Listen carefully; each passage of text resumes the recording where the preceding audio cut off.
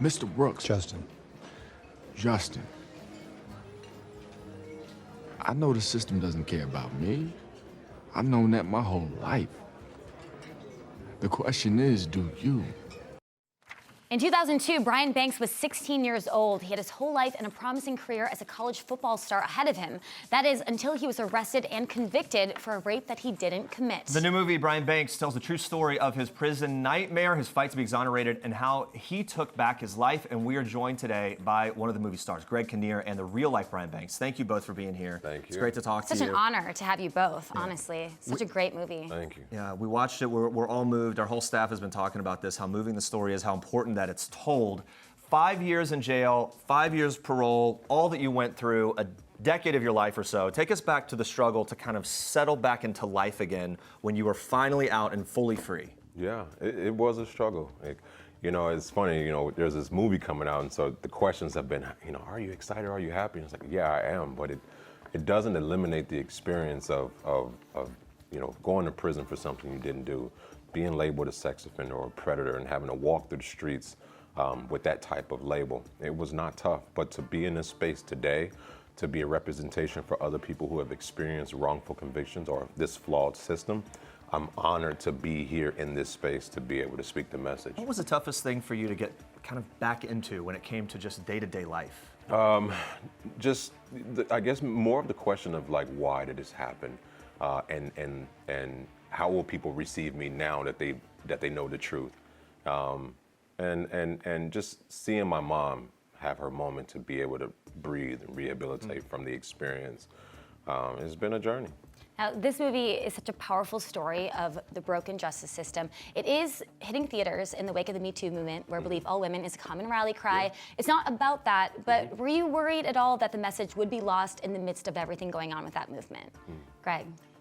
Not at all, not at all. I mean, I felt like, Brian's story is incredible in and of its own, and I know I have 3 daughters, so there's been great progress through that Me Too movement, and I have 3 daughters, and I'm very supportive of it. But of all the women that I know who are championing that cause and moving it forward, I don't think any of them would wish an innocent man spend time in prison, right, or be, obviously, end up having that kind of sentence, put on him. So I didn't have any hesitation. And moreover, I just thought the story was amazing. The fact that it's real makes it even more amazing. That Justin is a real guy. Brian's, the detail of what he went through is kind of gut-wrenching. But I have to say, he's like an amazing guy. I mean, just as a person, very positive person who's like managed this in a way that I don't think most people could. Yeah, and Aldous Hodge plays you in this movie. He does such an incredible job. He becomes me. In Yes, we've had him on the show several times. We love him. He's so great. What shocked you the most about what he was able to capture about you and the story? Just him and his willingness to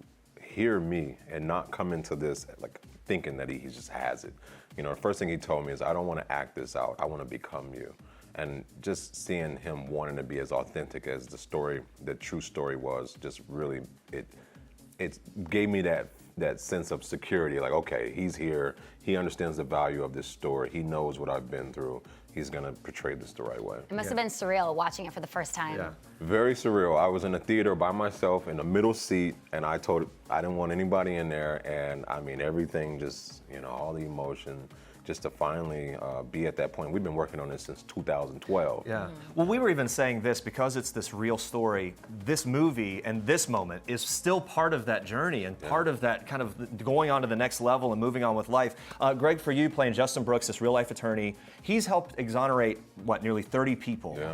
A tireless job. I mean, it's unbelievable to imagine the life that he leads in terms of taking on the court system and everything else.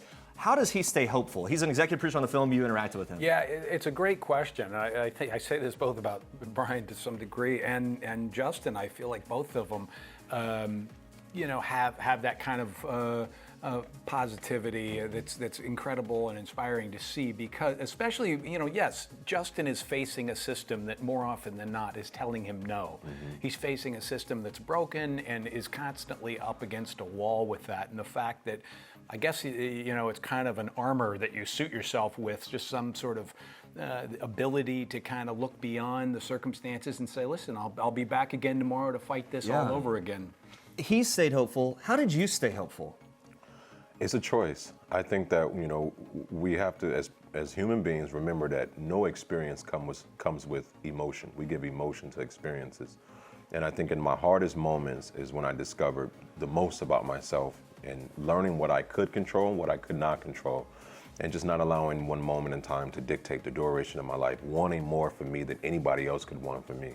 And there is no method to it. It literally is a day after day after day struggle to keep sane, to keep who you are, to be self-empowered.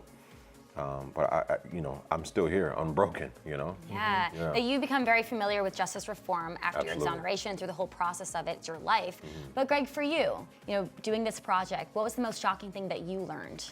Well, yeah, I mean, I think the certainly Justin's cause. I didn't really know what the California Innocence Project was. I didn't know what the CIP was, and you hear about these stories. I feel like more and more where it just is almost a drone in the back. Another person is exonerated, another person is overturned by DNA evidence, and it's almost become commonplace. To some degree, I feel like people just kind of fall into that's just the way it is, but there is stuff you can actively do.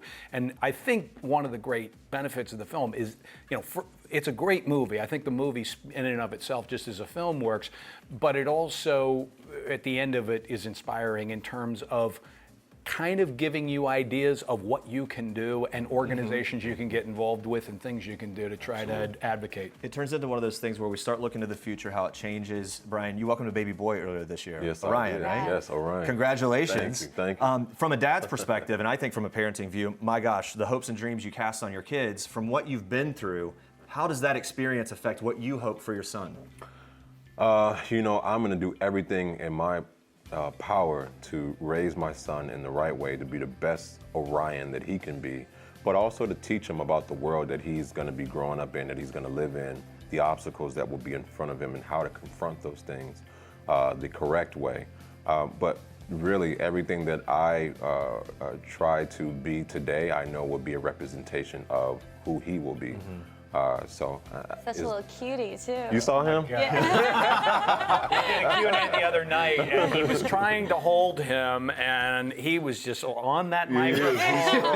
Finally, you're like, Mom, please. Yeah. He's 6 months, he's crawling, he's saying mama, he's pulling up and standing up on stuff. He's amazing. That's incredible. Yeah. Let's talk about this quick. On yesterday's show, we talked about Centoya Brown, this life sentence released Wednesday after 15 years in jail, not exonerated. The case is much different from yours.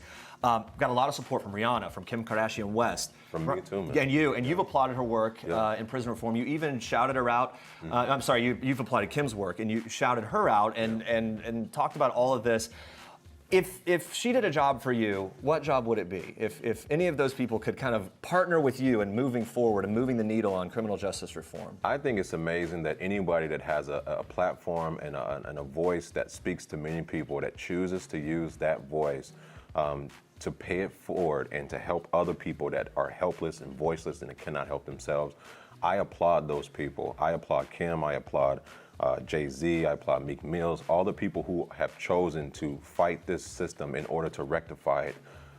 So if any way that they could join this movement, Brian Banks, the movie, I'd be honored. I'd be honored because I experienced it. I know what it feels like to be in that dark hole, alone, screaming for help, and no one listens. And to finally get that help, it would behoove me to not turn around and help those in need just like I was. So however much help that I can get to help those who need the help, please join me. Yeah, with all the research you've done too, Greg, what qualities does Kim need to kind of keep going? Tweet it out, Kim. Yeah, Kim, it's wherever true you though. are, tweet it out. It is incredible that they're using Movie their platform starts to help. tomorrow. The movie starts tomorrow. Do it. There you go. Brian, let's talk about this. On top of having this movie, telling your story, so Aldous, Greg, Sherry Shepherd, Morgan Freeman is in there. And I just thought, what better person to have this voice of wisdom, right? Yes. Must have Yeah, man. My mentor, Mr. Johnson, was very pleased that Morgan Freeman plays him. But I would also think that Morgan Freeman was very pleased to play a person like Jerome Johnson, someone who literally came into my life at the right time to help me navigate through the hardest moments of my life. Yeah, you've been through so much. Your positive attitude is so inspiring. I mean, I feel like a lot of people day to day have struggles not anywhere near yours and are having such a hard time with it. But for people out there that are going through stuff, that are having a hard time staying positive, what is your advice for them? Well, first of all, I would say don't judge me by what I've been through. Judge me by how I dealt with it, because therein lies true character. We will all experience things of the unwanted, of the unexpected, but it's not what you go through. It's how you allow it to affect you, what emotion you give to it, and what you choose to do moving forward. I always tell people what you do in this moment determines what happens next. Stay the course, stay focused, remain unbroken, believe in yourself, believe in that family member that you're supporting that has been wrongfully convicted. And just stay positive as best as you can in a very unpositive situation. Yeah, it's incredible. Greg, for you as an actor, I would imagine a lot of scripts kind of come across your desk. How meaningful was it for you to sink your teeth into something that can really affect change in a way that is unique to in the movie business? Yeah, I mean, really great. I mean, you know, you hope that art can do that, you know, that art can affect people, and I say this honestly, I've had movies before, you read scripts sometimes, and the message almost feels like it's hitting you over the head. Nobody wants to go to a movie for a civics lesson. So first and foremost, as I say, I think the movie really works as a film. Tom Shadyac, our director, did a fabulous job. It's turning this into a good, you know, entertaining film. But the fact that those messages and those meaningful, you know, people and those organizations are kind of beacons for the audience to say, wow, this is I can learn something here. I have an agenda that I can take forward having watched this film. You know, that's a real benefit. And I want to say, you know, Justin was on the set a lot, not afraid to give an acting tip here and there. Oh, yeah? Did he have some good tips? I wouldn't have done that. I would have said this. A little, you know, Greg, you might do it this way. That's Justin. And Brian was there, and it was, you know, Aldous and I have talked about. I mean, it was such an asset. I mean, you as an actor to have the real guys there.